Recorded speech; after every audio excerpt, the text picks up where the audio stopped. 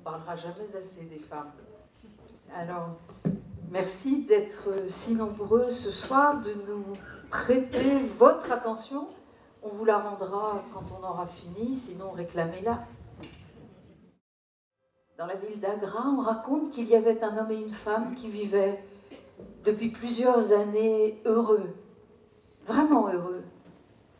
Bon, la femme restait à la maison, l'homme avait ses affaires, des tissus qu'il vendait, des soies magnifiques. Et son magasin était très fréquenté, il rentrait souvent tard le soir. Et sa femme passait de belles journées seule dans leur belle maison. Seulement, cette femme connaissait un conte et une chanson qu'elle n'avait jamais dit, jamais chanté. Alors imaginez dans le corps de cette femme le conte et la chanson qui n'en pouvait plus, qui avait peur d'être rouillée, d'être abandonnée de tous dans le corps de cette femme. Ils n'en pouvaient plus. Ils cherchaient le moyen de sortir de leur prison. Et il y a toujours un jour dans les histoires, même à Agra, à l'heure de la sieste, la femme dormait, il faisait chaud, et ce jour-là, elle dormait la bouche ouverte. À quoi rêvait-elle? L'histoire n'en sait rien, mais l'histoire dit que par la bouche ouverte de cette femme, c'est la chanson d'abord légère qui est sortie, la première. Et une fois dehors, libre, pour se venger de la femme qui ne l'avait jamais chantée, elle s'est changée en paire de chaussures d'homme et elle est allée se poser juste à l'entrée de la maison de la femme. Il faisait vraiment chaud cet après-midi-là et la femme dormait encore avec la bouche ouverte. Et le comte, qui avait observé le chemin de la chanson, a décidé de suivre le même chemin. Et par la bouche ouverte, le comte s'est échappé et enfin libre.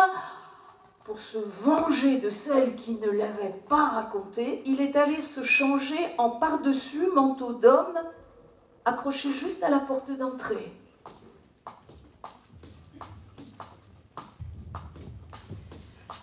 Or, ce jour-là, les affaires n'avaient pas été brillantes pour le marchand. Et il rentrait chez lui plus tôt que d'ordinaire. Ouais. Faut-il vous raconter la suite, vraiment?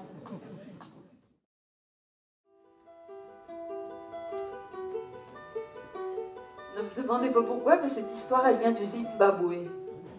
Peut-être parce que dire Zimbabwe, c'est agréable en bouche, le Zimbabwe. Même si l'état du Zimbabwe n'est pas vraiment enviable. On y raconte qu'il y avait une femme qui avait été mariée. Oh, elle n'avait pas choisi l'homme, non. On l'avait choisi pour elle. Et lui, l'homme, l'avait emmenée dans son village à lui. Et le temps passait.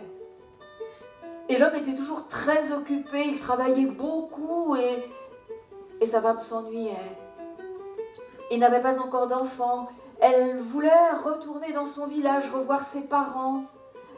Elle avait peur qu'il soit arrivé quelque chose, ils étaient déjà âgés.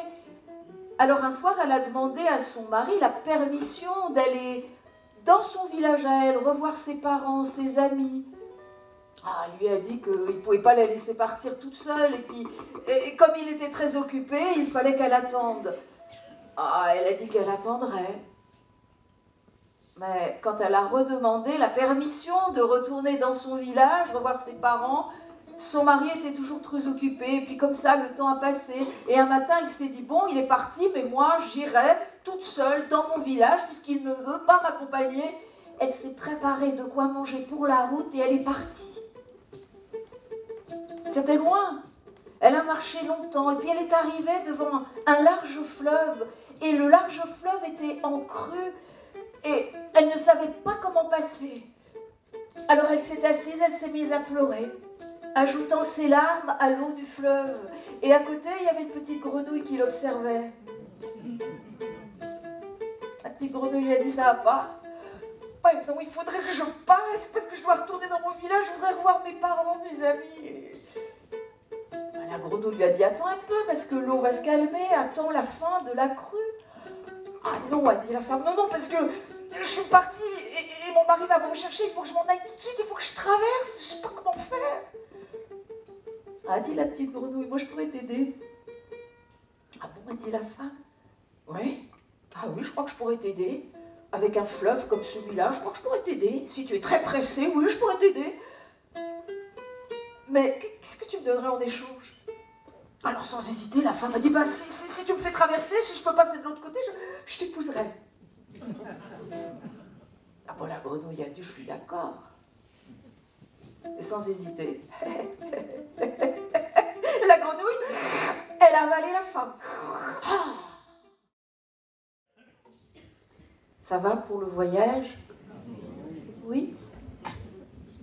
Bon, bah alors ils sont prêts pour la Sibérie. Vu la température locale, c'est bien de vous refroidir un peu.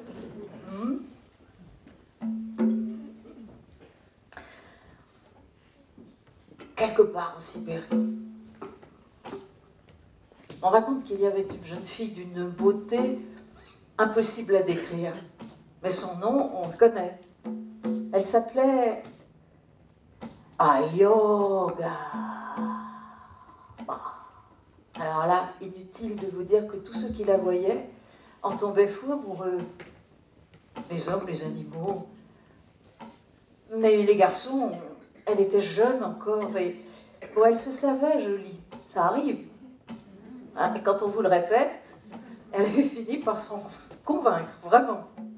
Et donc elle passait ses journées à s'admirer. Elle ne faisait que ça. Le miroir était son amoureux. Jusqu'au jour où, il y a toujours un jour dans les histoires, un yoga qui n'était pas bien vieille et qui vivait avec sa mère, s'est entendu dire par sa mère, « Ayoga, ma chérie, va à la rivière me chercher un peu d'eau. J'ai décidé de faire des galettes, tu en mangeras, elles seront très bonnes, mais j'ai besoin d'eau pour ma pâte. Va à la rivière, tiens, prends ce seau. » Ayoga fait la difficile. Elle a dit, maman, c'est dangereux là-bas. Non mais tu sais, je pourrais tomber. Oh. Sa mère a dit, Ayoga, tu n'auras qu'à te raccrocher au buisson au bord de la rivière, c'est pas compliqué. Allez, va, prends le seau, vas-y. Maman, si je m'accroche au buisson, imagine mes mains. Je pourrais les égratigner. Et le sang pourrait couler.